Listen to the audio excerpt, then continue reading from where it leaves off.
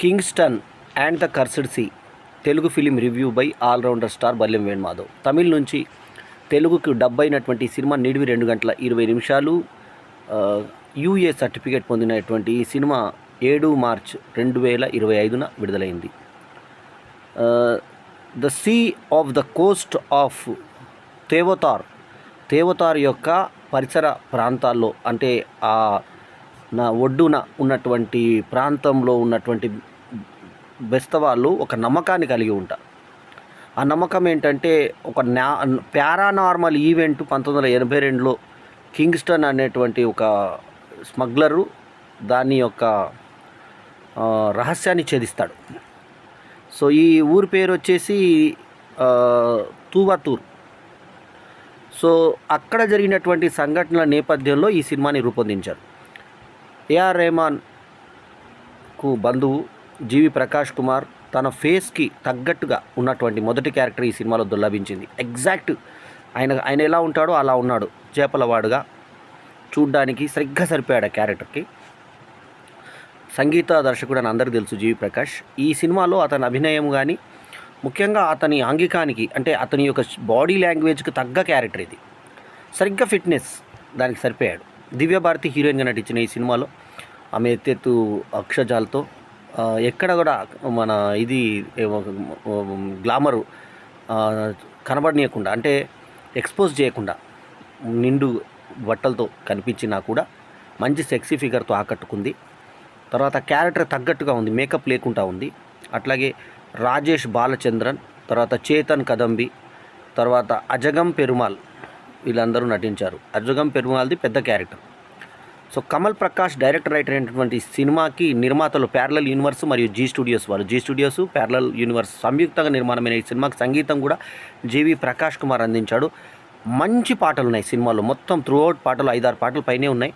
మంచి పాటలు ఉన్నాయి. గోకుల్ బెనాయ్ సినిమాటోగ్రఫీ, దిలీప్ సుబ్బరాయన్ యాక్షన్ ఆకట్టుకుంటాయి. ముఖ్యంగా ఈ గోకుల్ బెన్సీ సినిమాటోగ్రఫీతో పాటు విఎఫ్ఎక్స్ కూడా చాలా బాగా కుదిరి, లాస్ట్ కపాలాలు కొట్టుకొచ్చినటువంటి సన్నివేశం కానీ, తర్వాత నదిలో నీళ్లు ఆ పైన ముందు సముద్రంలో వెళ్తుంటే, నదిగా సముద్రంలో వెళ్తుంటే అలలు మీద పడ్డము, ఆ తర్వాత అక్కడ ఎదురు అసలు రోడ్ ఏం కనబడకుండా, అంటే అటువైపు సీషోర్ ఏం కనబడకుండా, సముద్ర తీరం ఏం కనబడకుండా అడ్డంతా మంచుగా మారిపోవడము, ఆ సన్నివేశాలు విఎఫ్ఎక్స్ చాలా బాగుంది. అట్లాగే చేపల్ని పట్టేటువంటి సన్నివేశం కూడా నిజంగా చేపల్ని పట్టారేమో అనేంత అనుభూతి కలిగించే విధంగా ఉంది. ఇంకా దివ్యభారతి జీవి ప్రకాష్ల రొమాన్స్ ఏం లేదు సినిమాలో.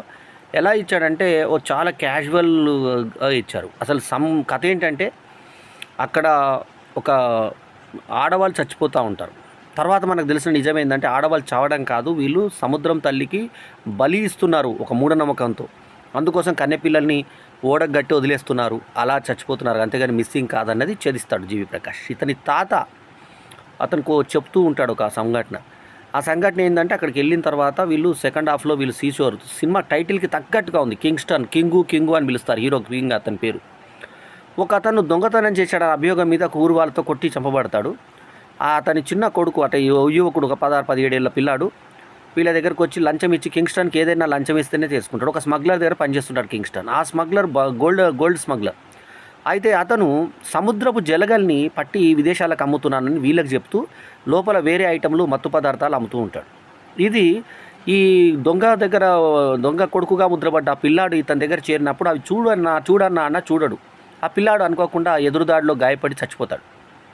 అయితే అప్పుడు చూస్తే ఇతను తెలుస్తుంది విషయం. అప్పుడు వాడి మీద ఎదురుదాడి చేసి ఆ స్మగ్లర్ని ఇద్దరు అనుచరులతో సహా కట్టేసి ఇందులోనే వేసుకొని తీసుకెళ్తాడు.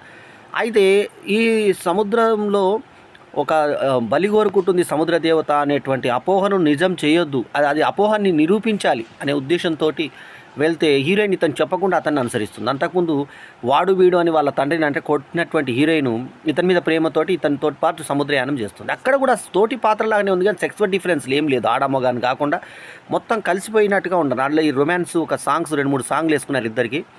ఆ పాటల్లో కూడా మంచి కదలికలు, మంచి తర్వాత ఫ్రెష్నెస్, ఇందాక చెప్పినట్టుగా ఎత్తైన వక్షోజాలతో ఆమె మొత్తం ఒక నిండైన యువతిలాగా చక్కటి ఫిగర్తో అజంతా శిల్పం లాగా ఉంది హీరోయిన్ దివ్యభారతి. ఆ పాత దివ్యభారతి పోలికలు లేకపోయినా, మేకప్ లేకున్నా కూడా పల్లెటూరి పరిచయం ఎలా ఉంటుందో అలా ఉంది. ఇందాకే చెప్పినట్టు జీవి ప్రకాష్ అయితే అచ్చం మత్స్యకారుడు అంటే మత్స్యకారుడులానే ఉన్నాడు. అతని ఫేస్కి సరిగ్గా సరిపోయారు. మ్యూజిక్ మంచి మ్యూజిక్ ఇచ్చాడు. ఎక్స్ప్రెషన్స్ కూడా ఈ సినిమాకి కొద్ది గొప్ప నటించే ప్రయత్నం చేశాడు జీవి ప్రకాష్. సో ఓవరాల్గా ఇంకా మిగతా వాళ్ళ తాతగా ఉన్న అతను ఆ బంగారం ఒక ఆత్మ వస్తుంది తాతది. మళ్ళీ లాస్ట్లో దయ్యాలు నిజంగానే ఉన్నాయని పారానార్మల్ యాక్టివిటీ నిజమే అన్నట్టుగా దయ్యాలను చూపించారు, సముద్ర దయ్యాలని. ఆ దయ్యాలు దయ్యాల్లా కాకుండా కృతకంగా అనిపిస్తాయి మనకి. కళ్ళు కానీ లోపల కనబడుతుంటాయి. మీదికి వెళ్ళి ఒకటి మేకప్ మాస్క్ వేసినట్టుగా తెలిసిపోతుంటుంది క్లియర్గా. సో ఆ తర్వాత సెకండ్ హాఫ్ అంతా కూడా సముద్రం మీదే తీస్తుంటే ఒక ఇంగ్లీష్ సినిమా చూసిన అనుభూతి కలుగుతుంది. అందుకే పేర్లు కూడా అన్ని క్రిస్టియన్ నేమ్స్ పెట్టారు. కింగ్స్టన్, లివింగ్స్టన్ ఈ టైప్లో పెట్టారు. అన్నీ కూడా జేమ్స్, వీమ్స్ అని అట్లా మొత్తం అన్ని క్రిస్టియన్ నేమ్సే ఉన్నాయి సినిమాలో. సో జనరల్ ఇటువంటి సంస్కృతి ఎక్కువ మలయాళం సినిమాలో కనబడుతుంది. ఈ పేర్లు ఇలా ఇంగ్లీషు ముఖ్యంగా క్రిస్టియన్ టైటిల్స్ పెట్టడం కొన్ని తమిళ సినిమాలో కూడా ఉంది. సో దీన్ని Kingston and the cursed sea అని ఇంగ్లీష్ సినిమా టైప్లో చేసినంటే ఇది ప్యాన్ ఇండియా లెవెల్లో చేయాలన్నటువంటి ప్రయత్నం చేసినట్టుగా అనిపించింది. కాకపోతే లో బడ్జెట్ ప్యాన్ ఇండియా సినిమాగా చెప్పుకోవాలి. ఇది ఎక్కువ బడ్జెట్ పెట్టలేదు. సముద్రం మీదే ఇంకా ప్రయాణం అంతా విఎఫ్ఎక్స్లోనే అంతా గ్రీన్ మ్యాట్ మీదే చేసేసారు సినిమా అంతా. సో ఎక్కడ పనితనం అబ్బా అనేటట్టుగా ఏం లేకపోయినా ఆర్డినరీగా నడిచిపోయింది విఎఫ్ఎక్స్ అంతా కూడా. కాకపోతే విఎఫ్ఎక్స్ పనితనం మాత్రం ఇందాకే చెప్పినట్టుగా సముద్రం అలలు కొట్టుకున్నట్టు అక్కడ అడ్డం ఒక తిరలు వచ్చినట్టుగా ఇవి అన్నీ కింద పడుతుంటే టైటానిక్ షేప్లో ఆ టైప్లో కనబడ్డాయి మనకి.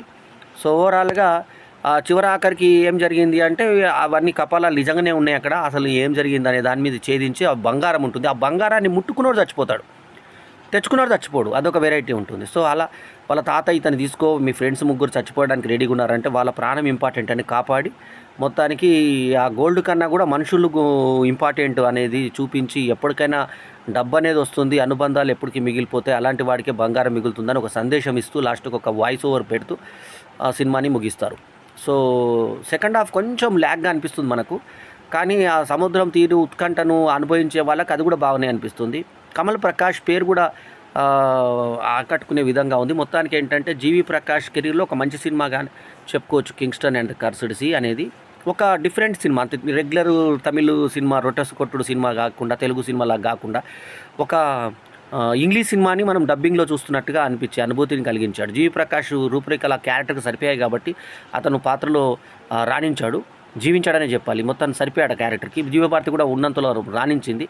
సో ఆ తాత కథ ఏంటి, అక్కడ వాళ్ళు ఈ శవాలు ఎందుకు పడిపోయారు, వీళ్ళ అక్కలు ఎందుకు భయపెట్టారు, కింద చచ్చిపోయారు అని చూస్తే ఇదంతా కేవలము ఆ మన బంగారాన్ని కొట్టేసినటువంటి పథకంతో ఒకడు ప్లాన్ చేసింది ఇది అని చెప్పి అతని తాత స్థానంలోకి అతను వచ్చి ఏదో చేశాడని ఇట్లాంటి కథ ఈ రకంగా ఒక డిఫరెంట్ మంచి కథని Kingston and the cursed sea రూపంలో చెప్పే ప్రయత్నం చేస్తాడు మనకి రచయిత కమ్ దర్శకుడైనటువంటి కమల్ ప్రకాష్. జీ స్టూడియో మరియు ప్యారలల్ యూనివర్స్ రెండు సంయుక్తంగా చేసినటువంటి ఈ సినిమా యాక్షన్ ప్రియుల్ని ముఖ్యంగా అడ్వెంచర్ ప్రియుల్ని ఇష్టపడుతుంది. ఒక అడ్వెంచర్ సినిమా ఇది.